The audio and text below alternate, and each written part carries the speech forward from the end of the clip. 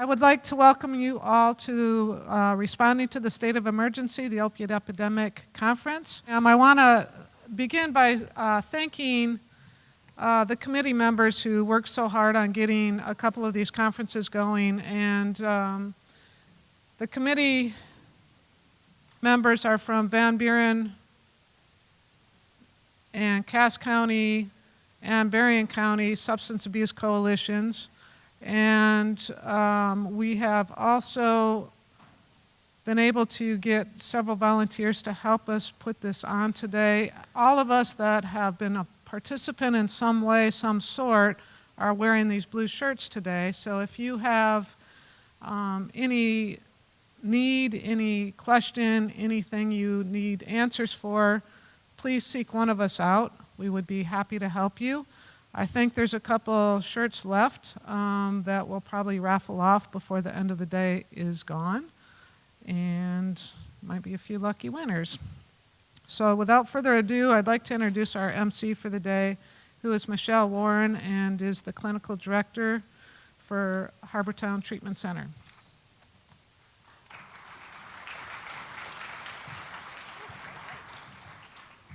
Thank you, Carrie. Want to welcome everyone again, and thank you so much for taking time out of your busy lives and your work schedules to come and learn more about this opioid issue. I'm going to get right to it as far as introducing. So our first presenter this morning we're very fortunate to have Miss Lynn Savage with us.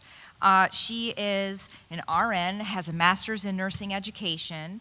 She's down in the Granger area, Indiana, and she has 4 boys. About 2 years ago, started an initiative called 525 from going through a situation where she lost 2 of her boys. Since that time, the 525 Foundation has gotten national recognition, and she told me that she just testified in front of the Senate last month. So a lot of great information to share with us, and we are very glad she's here. So let's welcome Ms. Savage.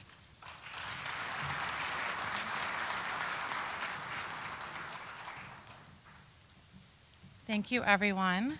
I was asked to speak today to kind of put a personal face on the opioid epidemic, to tell my story and how our family has been touched by this opioid epidemic going on. So before I start talking, I would like to just show you guys some pictures of who I will be talking about today. So this first picture is a picture of myself, and in the middle is my older son, Nick, and my other son, Jack. This was 2 weeks before they passed away. We had gone down to Indianapolis for a Kenny Chesney concert. It's another picture of myself and Nick. Nick had just finished his freshman year at Indiana University down in Bloomington. It's a picture of Jack. Another picture of Nick and Jack. They were avid hockey players. They had been playing hockey since they were about 3 years old. Another picture of myself and Nick. Another picture of Nick. Picture of my husband and Jack. Jack was the captain of his hockey team his senior year, and they won the state championship. And then this picture right here, these pictures that I'm showing you are pictures that I show students when I talk to them, just so that they can make a personal connection with who I'm talking about. There's athletes in the pictures, there's students in the pictures, and every kid out in the crowd connects with one of those pictures. This picture right here, I show, this was our last family picture that we had taken together on a vacation that we take every year. And the same location about 11 months later, this was our family picture. So I leave that with the students to show what poor choices, how it can impact a family. So the pictures that you just saw were pictures of our 2 older sons, Nick and Jack. Such happy times with our boys, full of laughter, love, and hopes and dreams. Our story is about one of many stories, unfortunately, that's affecting our country right now with this opioid epidemic. Our 2 older sons, Nick and Jack Savage, were pronounced dead on June 14th of 2015 after attending graduation parties with friends. Their cause of death was related to acute alcohol and hydrocodone ingestion. Nick was 19 years old, and Jack had just turned 18 2 weeks before. They were kids just most like other kids their age, who had dreams and aspirations in life. However, one bad choice led to another, and those dreams came to an end. June 14th was a Sunday morning that had started out like many other weekend days for me. I was gathering laundry out of Jack's room. I remember looking at him while he was sleeping and thinking he looked like an angel. Little did I know the prophecy that thought would hold for me that day. I was talking to him as I walked around his room and gathered laundry. Jack, it's time to get up. Jack, Dad has things that he'd like you and Nick to help him with. He has things that he would like you and Nick to help him with today. And he didn't awake. I walked over to his bed to awaken him, and those next few moments are what still haunt me to this day. You see, I'm a nurse. I'm trained in saving people's lives, and that day I was not able to perform my job as a nurse or as a mother. I shook him to awaken him, and he was lifeless. He was lifeless as I ran downstairs to grab my cell phone and call 911. He was lifeless as I picked him up out of his bed and placed him on the floor next to his bed and initiated CPR. He was lifeless as the paramedics arrived to my house and took over the resuscitation attempts. He was lifeless. Needless to say, I was a mess that morning. I remember seeing a paramedic leave the side of the resuscitation attempts on Jack and head downstairs to my basement. I remember I started yelling at him and asking him where he was going. Why would you leave him? And then my questions slowly turned into please. I remember saying, please don't leave him. Please. Please continue to help him. He's a fighter. Please don't stop. Needless to say, I was a mess. A few moments had passed before hearing the paramedic come out of my basement. I remember him ask for a coroner, and I remember thinking, what? A coroner? What is going on in my house? It was like a bad dream that just didn't make any sense. I remember looking at the officer who was with me most of that morning, and I asked him, did he just ask for a coroner? And the look on his face told me the unthinkable. And that was about the last real thing that I can remember that day. You see, my other son, Nick, had been sleeping in the basement with his friends, and little did I know that they were calling a coroner for him. He was gone as well. At some point during that morning, I had called my husband, who had been out of town with our other two sons, and I told him he needed to get home quickly. There was an emergency. My husband arrived home to a cul-de-sac full of lights, sirens, ambulances, and police cars. I remember seeing his face as I opened up the front door and barely able to get the words out, "They're gone," before he collapsed to the floor. You see, these are unreal words in an unreal situation. Our minds just aren't meant to process a situation this extreme. It's hard enough to begin to process the loss of one son, but two was unthinkable. The final worst day that morning was to tell our other two children that their older brothers had died and were gone forever. The look of sorrow and heartbreak on their faces as the reality of the situation sunk in is something that they should never have had to experience and something I will never forget. What we now know is that Nick and Jack had been at a graduation party and were participating in underage drinking. At some point during their time there, they were offered a pill and apparently made the poor choice to take it. Some people may say that they weren't smart kids because of the choices they made. I say that Nick was entering his sophomore year at Indiana University in Bloomington, where he was majoring in microbiology and chemistry. Yeah, he was a smart kid. He had graduated from Penn High School with honors, where he was also a student assistant in the guidance office. He had been accepted into all 4 colleges that he had applied for on first attempt. Nick had received academic awards in our community and also at the state level based on his academic achievements. Jack had just graduated Penn High School, where he had also graduated with honors. He was also a student assistant in the guidance office. He had also received academic awards in the community and also at the state level. He was to attend Ball State University in the fall, where he was to be majoring in business. They were leaders, captains of sports teams that they participated in. So I guess my point is this. These were smart kids with bright futures who made a poor choice. How could these boys, who have always seemed to make the right decisions in life, make such a bad choice? My husband and I have racked our brains over the whys and the hows. Why would they do something like this? How could this be available to them? Why wouldn't they just say no? We may never know the answers to all of these questions, but when I talk to students, I tell them that what we do know is that you can't make good choices while drinking. Your voice of reason is silenced and risk-taking behaviors take over. We talk to our kids about underage drinking and about using street drugs, but we never talk to our kids about prescription medications. I've talked to over 7 states and over 20,000 students, educators, parents, and as I speak to them, I realize that there is a knowledge gap. There are still parents out there who don't understand the dangers that reside in their medicine cabinets.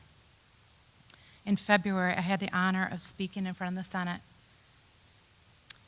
After I spoke to the Senate and I told our story, we were meeting with one of our senators, our local senators, Senator Joe Donnelly. And he had a meeting that was lasting about 5 minutes, and he asked if we could wait, and then he would give us a tour. So, of course, we waited. And he had met with the Hallmark Channel. And the Hallmark Channel, the people who own the Hallmark Channel. And after they came out of their meeting, the look on their face told me that the senator had told him our story and why we were there. And they were like, we had no idea that kids are getting in medicine cabinets, which was exactly what I just testified to the Senate House about, of the dangers. And it was interesting to have a firsthand experience where the senator could witness that there is a knowledge gap with people as far as the dangers that are out there with our kids. It is a fact that one person dies every 25 minutes from an opioid-related overdose. The opioid deaths in America in 2015, the year that Nick and Jack passed away, deaths totaled more than 9/11 and Hurricane Katrina combined. As you can see, this problem is touching more families at an alarming rate. Death rates are quadrupling every year, and at this rate, everyone will intimately be affected by this problem. When I talk to parents, I encourage them to talk to your kids. Talking conversations can save a life, whether you're a parent, you're an educator, a physician, or friend. There are no boundaries to drug abuse. Everyone can, and unfortunately, according to the statistics I just read, will be directly or indirectly affected by this. The day that I testified in front of the Senate, at that date, and the numbers may have increased since then, but there were 115 people dying every day from an opioid-related incident. That means that my story will repeat itself 115 times every day. That's pretty alarming if you think about that. After our boys passed away, it's hard to believe now when I say it, but my husband and I and our family are very private people, and we chose not to talk about our grief and our tragedy until we were approached by a coalition, a local coalition, that was given a grant by the SAMHSA coalition. And it was related to underage drinking, and it was a town hall that was to be held in Mishawaka. And we thought about it, because once you do talk public about it, it opens your family up to discussion. But we felt it was important because our kids were underage drinking when they made the choice to do what they did that night. So we talked. We were Also only told that there would be 12 to 15 people that may or may not show up, and there were over 200 people in the audience. So it was very scary, to say the least. But after we talked, we realized that there is a need to just start conversations. Early prevention is affordable. It's cheap, just talking and starting conversations.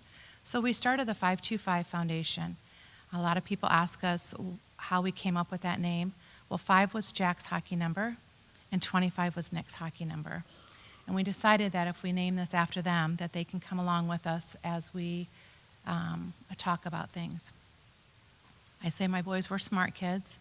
They were going to make a difference in the lives of others. And through me talking to other people, they're still able to make that by me telling their story.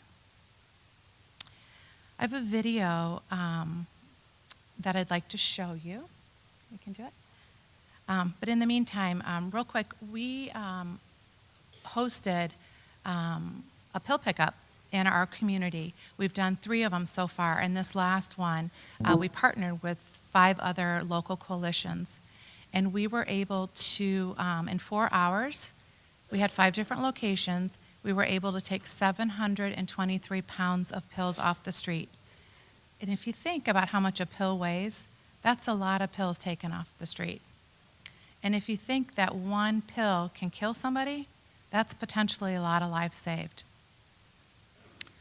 Okay, so we can go ahead. This is a video that I show when I talk to students as well.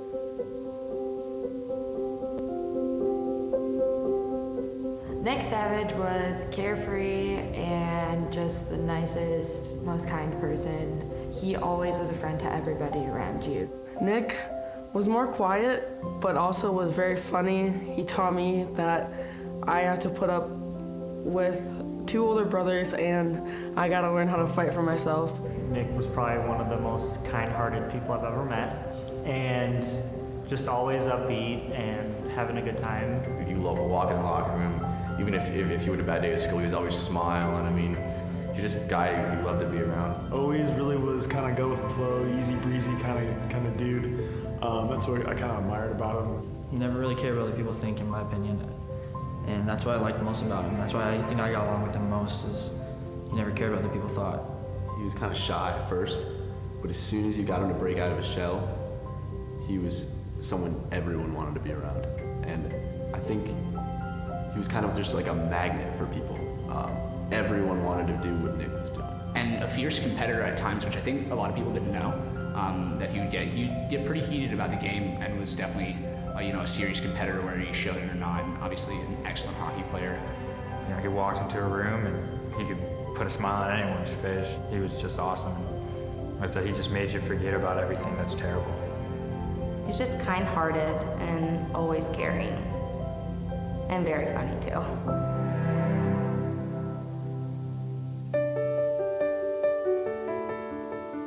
Jack was he's just that best friend that everyone knows, nicest guy.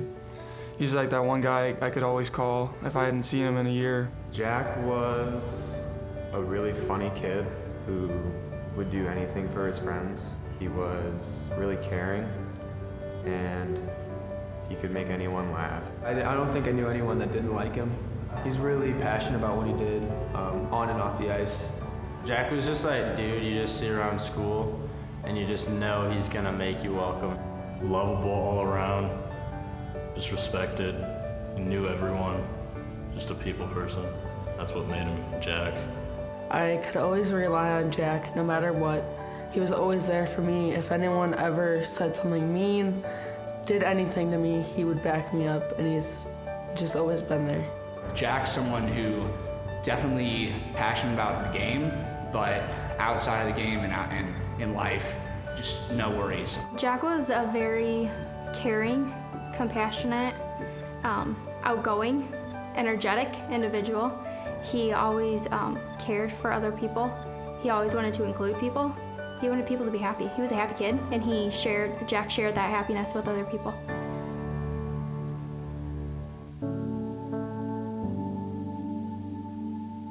Whenever I'd go over to their house, I'd always see Nick there.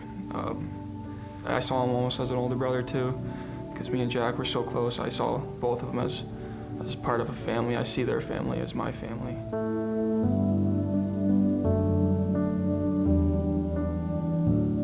Every time I was with him, I'm always laughing. There's always a smile. You can always find a way to make a smile on your face. That was something special about Jack, and Nick was the same way.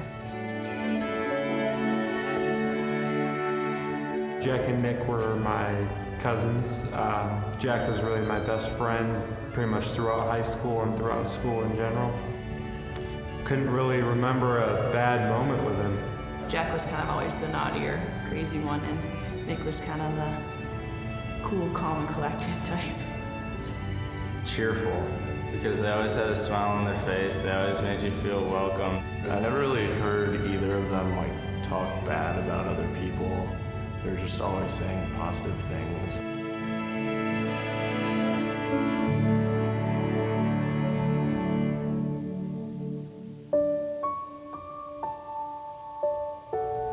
I still remember the second I found out.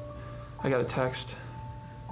Someone asked me what's wrong with Nick and Jack. I was like, what are you talking about? And they said, check Twitter. So I checked Twitter, and I see all these tweets saying, rest in peace. You will be missed. And I was like, this can't be. It's gotta be a joke. So I call Jack. And he doesn't answer. And I texted Nick too, saying the same thing.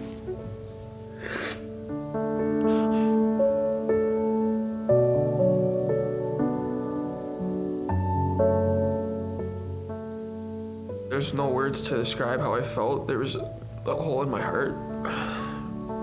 I couldn't believe what had happened. It just didn't feel real. This is how poignant it is, I think. I often think about what I would give up to just have 10 seconds. Yeah, you'd give everything up for 10 seconds. Just 10 seconds.